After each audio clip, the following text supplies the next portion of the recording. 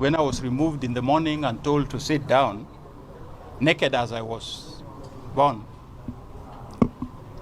a very beautiful lady came with a panga in her hand, asked me whether I'd been circumcised. And big person like you have not been, sit properly, I want to circumcise you today with this. Say, use that in chopping off my head. So she just came with high heels, stepped on my manhood. Yeah, sit properly. Niliketi kwa hii cell kuanzia tarehe 25 mwezi wa 9 mpaka tarehe 8 mwezi wa 12 mwaka wa 1986.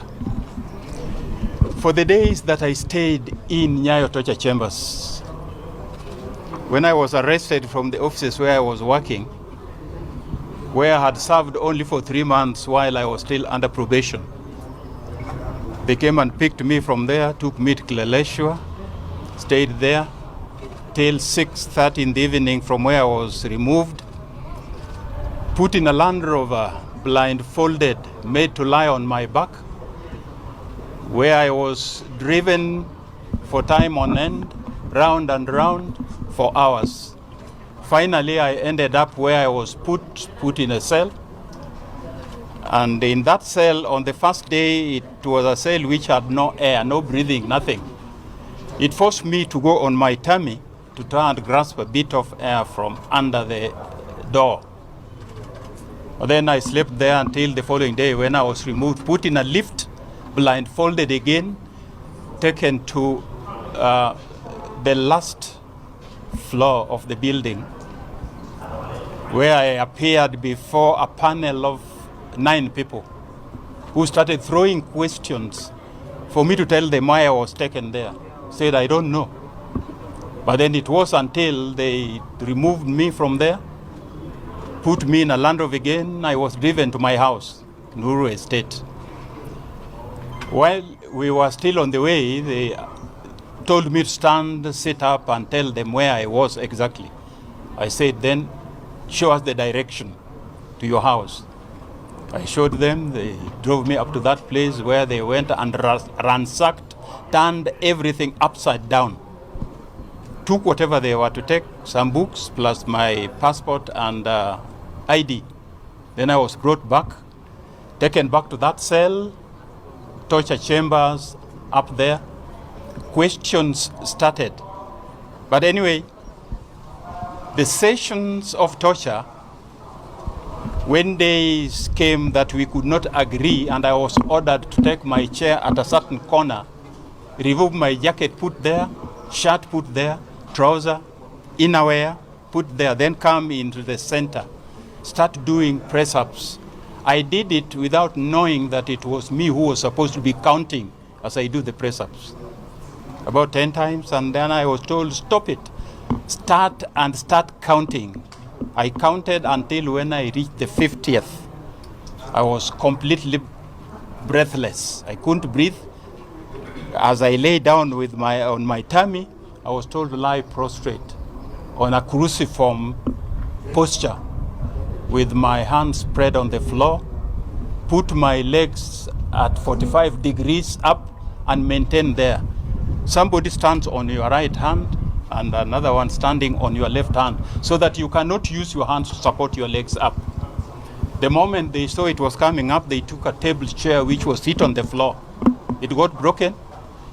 Then 4 people, each one of them got a piece. When I was asked, have I ever been beaten with mob justice? I said, no. Today you will face it. So it was the beating as I tried to maintain my foot there, stopped a bit, told me, come up, put your one finger down, start going round. You go clockwise, anti-clockwise, clockwise, anti-clockwise, until you start feeling dizzy. You go down again. Now it's when you lie and they want to do the work on you. So that happened to me first time, second time, third time, fourth time, when I agreed and I said, whatever you want, write it down and I will sign, and you get what they said. No, you have to say everything from your mouth. And it was said. The most humiliating part of it was that after I'd been beaten and I'd put in water, when I was removed in the morning and told to sit down, naked as I was born, a very beautiful lady came with a panga in her hand, asked me whether I'd been circumcised. And big person like you have not been, sit properly, I want to circumcise you today with this. Say, use that in chopping off my head. So she just came with high heels, stepped on my manhood. Yes, sit properly. Very humiliating. Very. You get annoyed, there is nothing you can do. Then they work on you. Finally, you are blindfolded again and taken back to that cell. And when you are blindfolded and taken there, for the 4 days and nights that you are going to sleep there, no breakfast, no lunch, no supper. At the end of it, you leave when you cannot even see. Vision is blotted. So it went on like that until when you are removed from it, you are taken into a cell which is dry. You sleep there only one night. Chawa imejaa kwa nywele, kesho ukiamka nywele yako inakuwa nyeupe, nafikiri ni gray hair, kumbe ni mayai ya chawa. Hiyo chawa inakuuma kila mahali. In that cell, when you remove one and you kill, you are told you are interfering with the soldier, you are killing a soldier, you are going to pay for it. So it was humiliating up to the 78th day when I was removed, taken to traffic headquarters. I stayed there for a whole day for the cautionary statement, where they tell you the statement you give can be used in a court of law against you. Until 6:30 in the evening, when I was removed and taken to court, I found Chunga there with the notorious Opio on the corridor.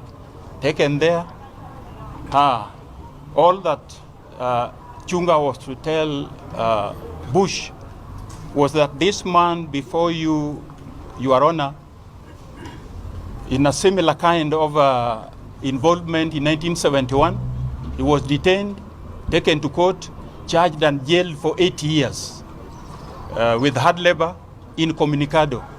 No sooner had he come out than he engaged in these things again. So consider him for maximum 17 years. It was after my mitigation that the magistrate says that my mitigation maybe helped me. You will consider me and sympathize with me. So the court has sympathized with you. I sentenced you for 6 years imprisonment. So that was the end. I went and I served it. I'm still alive. Thank you. Kiswahili ndio watu waelewe kwa ajili ile mambo ilikuwa hapa, naona wengi ni wachanga. Na nasema mimi nilikuwa muadhiriwa. I think mimi ndio nilikuwa mdogo siku hiyo 1990. Nilishikwa kutoka Machakos bus station